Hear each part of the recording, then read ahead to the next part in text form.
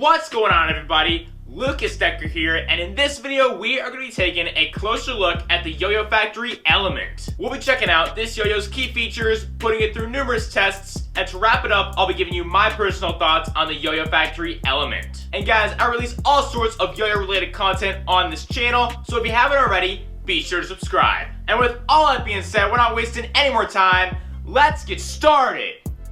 Alright guys, kicking it off, we're going to talk about the key features of the YoYoFactory Element. This is a signature yo-yo for Gentry Stein produced by YoYoFactory. It's got an aluminum body with plastic inserts near the bearing seat. The weight on this yo-yo seems to be directed towards the middle and the rim. This yo-yo has a very unique shape. Quite unlike anything I've ever seen before in a yo-yo. If I had to describe it, I would say this is a combination of an H shape and an organic shape. This yo-yo also has a very wide profile. The rims on this yo-yo have a very bold and round shape to them. And looking closer towards the bearing seat, you can see that there are some very deep cuts in the profile of this yo-yo. As you can see, this yo-yo also has a shallow center cup. The surface inside that cup is flat. Taking this yo-yo apart, you can see some of those cuts more clearly.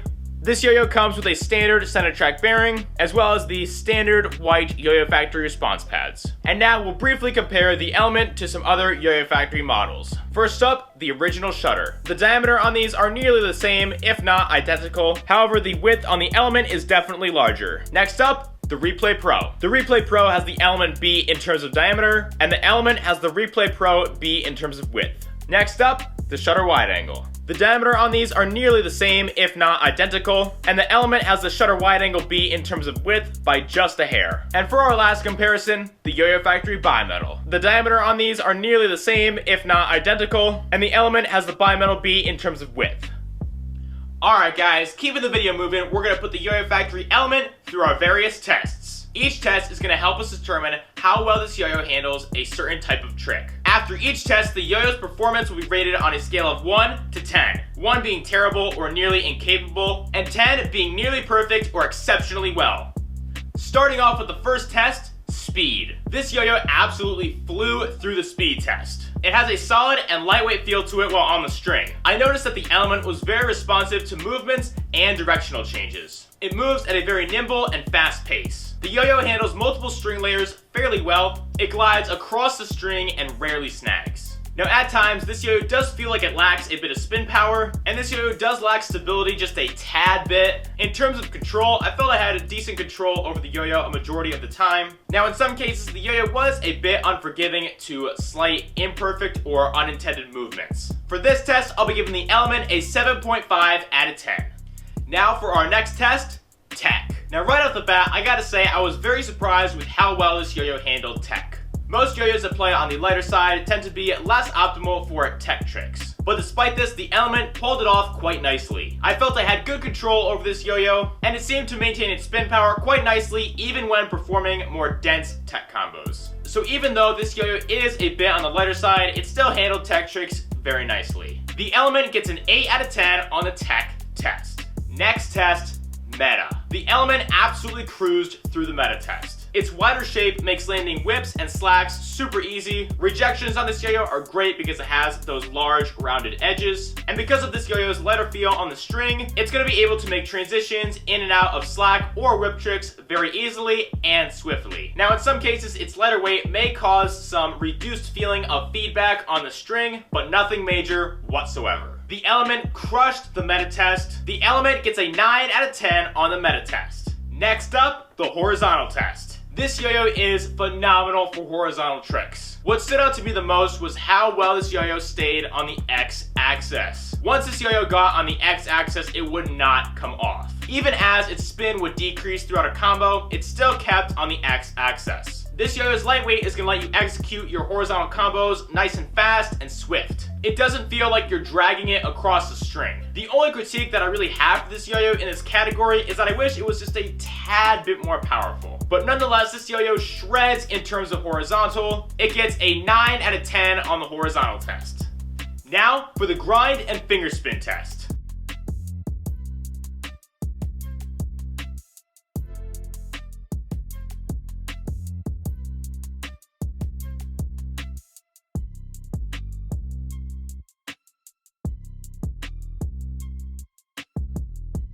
Finger grinds are quite nice on this yo-yo. They do last for quite a bit. The finish on this yo-yo is quite smooth, and the yo-yo is going to cradle your finger right in between the large cuts on its profile. As for finger spins are very nice on this yo-yo. The depth and the circumference of the center cup makes them quite easy to land. Now the surface is flat inside the center cup, and because of that, it is going to cause the yo-yo to rotate around your finger. But regardless of that, finger spins still last a decent amount of time. The Element gets a 7.5 out of 10 on this test.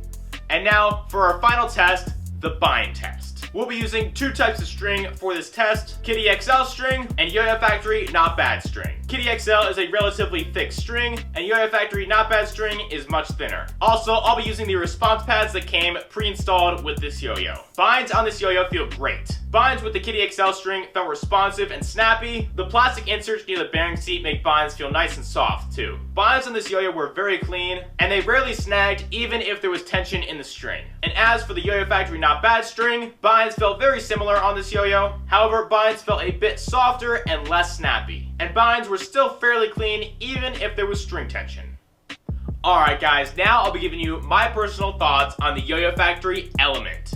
This yo-yo definitely achieves the goal of being a more fun and playful throw, and it totally achieves what it set out to accomplish. One thing I particularly like about this yo-yo is that it does not feel strenuous to use after long periods of time. Its light and solid feel is a great change of pace compared to some of the other heavier, more extreme competition yo-yos. The yo-yo's very unique shape is going to help keep things fresh when you're doing both new and old tricks. And lately, this has been one of my favorite throws that I like to use when I'm trying to relax, work on some new tricks, or not take things too seriously in terms of yo-yoing.